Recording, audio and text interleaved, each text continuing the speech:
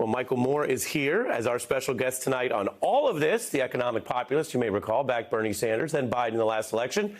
I'll get to you in a moment. He offers a view from the left, just as Beat viewers heard a view from the right just last night, as conservative activist Grover Norquist also rebutted any talk of benefit cuts. And when I showed some receipts that the largest Republican group in the House does back some of these changes, well, he told us those people don't wield any power in the party.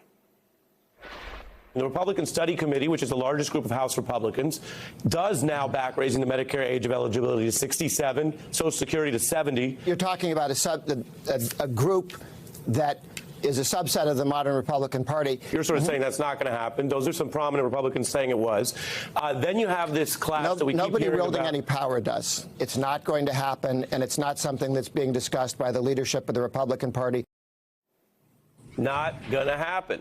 Well, we want to get all views from all people with experience. So as promised, to broaden the conversation, we're joined by Michael Moore, the Oscar-winning filmmaker who's made some groundbreaking projects tackling American capitalism, globalization, the Iraq War, and the gun epidemic that we still live with. He's also host of Rumble with Michael Moore, the podcast, and the Michael Moore Substack newsletter. Welcome back, sir. Thank you for having me on, Ari, and thank you for beginning with a little bit of comedy there with those clips. You know, go ahead, give your response. Well, Kevin, all these people say, oh, no, we're not going to do anything. So saith the people that won't acknowledge the legitimacy of the 2020 election. I mean, they have, back in the day, you would just say, well, you know, they're not telling the truth or they're pulling your leg. Maybe you'd say the word lie. But they have lived during these last 2 years propagating a big lie about our democracy, about the election of 2020, that Joe Biden isn't really president. So automatically, anything they say like this, oh, no, we're not going to touch Social Security or whatever. Obviously, if you have half a brain, you're not going to be trusting anything that they're saying. So that's my first reaction to that. But the if I can express just a moment of joy here, sure. I'm not worried that this is going to happen because they're not going to be in charge. They're not going to win next Tuesday. And I know it seems like I have take a minority position on this because the media is full of a lot of how the Republicans are surging and the Republicans are doing so well. And so this race we're going to lose. And you know how liberals are, you know, we get all, you know, verklempt, you know, for this. Oh no, we're going to lose. And it's like, no, actually, we're not going to lose. There's more of us than there are of them.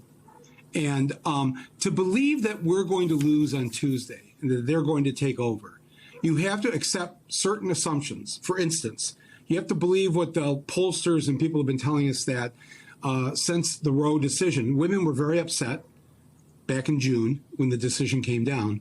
But now, you know, they've kind of collected themselves and they're not so upset because they're thinking more about the price of a gallon of gas or the can of Campbell's soup is up 27 cents. And you know how women are, you know, they're just once they hear that the soup has gone up 27 cents a can or the gas, what's gas this week now? It's about 20 cents over last year at this time per gallon. Right away, women are like, yeah, well, I don't need these reproductive rights. You know, I want less at the gas pump. I mean, it's so condescending and so. I just wonder as I watch the news and listen to the pundits and the pollsters, do they know any women? Is there someone at home that's a woman? Have they talked to anybody really since June? Do people watching this right now? When I say people, I mean I'm talking about men. If you're watching this right now, do you really think that women are just over it, over Roe? Yeah.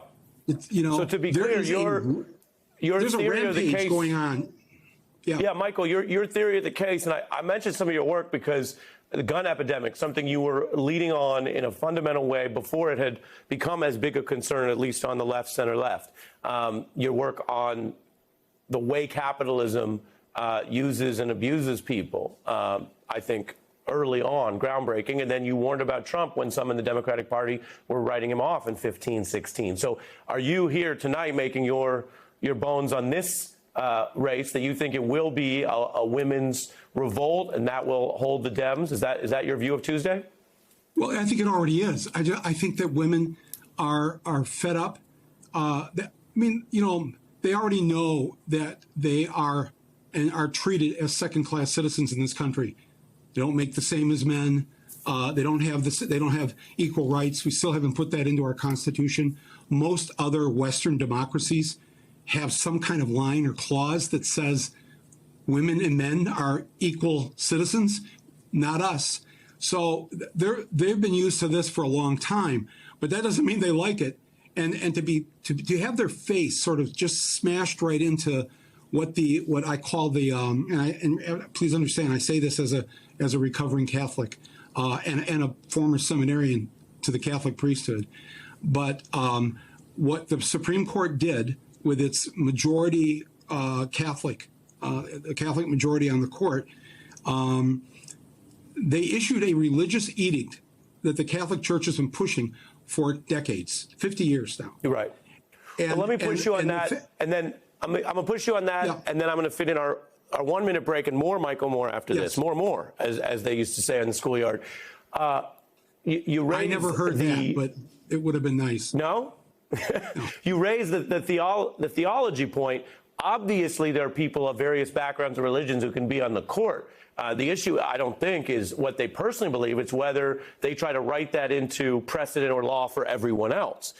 That's what they're asking us to follow, a religious edict. Go ahead, because I was going to say, in the old days, there was this anti-Catholic animus against Kennedy, and his point was, no, I believe what I believe, but I will rule for all, govern for all. You're making the argument that this is a court that is trying to use their religious views and instill them as oppression on everyone else? Right. And I'm talking about their very conservative religious views, because obviously the Catholic Church has millions of people who are progressive and care about other people, believe women are equal. But I'm talking about there's this very right-wing Catholic majority on the court, and they have done what the Catholic Church has asked, the American bishops have asked for the last 50 years since Roe became law. And so I think that we never like to think of ourselves like that we have our own sort of mullahs who are up there, the Supremes, the Supreme Ayatollah, the Supreme Court. And I'm sorry to say this, and I say this as a Catholic, that women are going to, they're already showing up in large numbers, and they are going to show up en masse on Tuesday.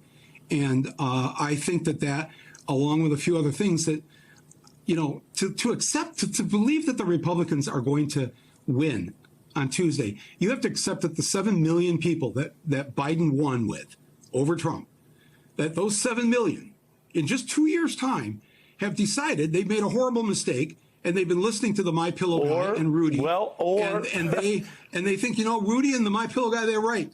And I'm all of a sudden now for Trump. Or that, as you know, or that the turnout universe changes and people don't turn out. You explain why you think they will, but low turnout elections mean the 7 million might just stay home, so to speak. Absolutely.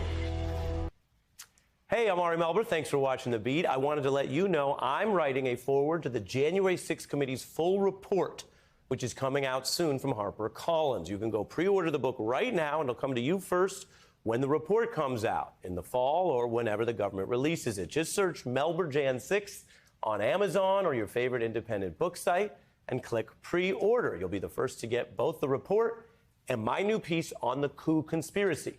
You can also go to melberbook.com and order it there.